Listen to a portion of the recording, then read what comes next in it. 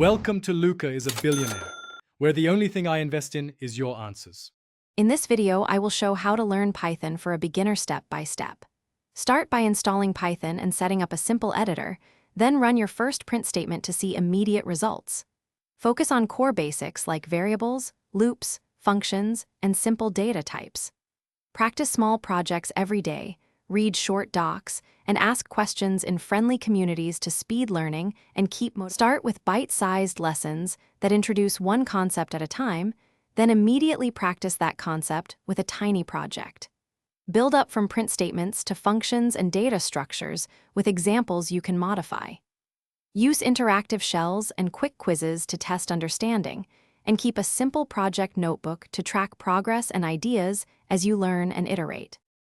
Create a learning loop. Learn a concept, practice with a mini project, then reflect on mistakes and improve. Aim for consistent short sessions instead of long cramming, and choose projects that keep you curious.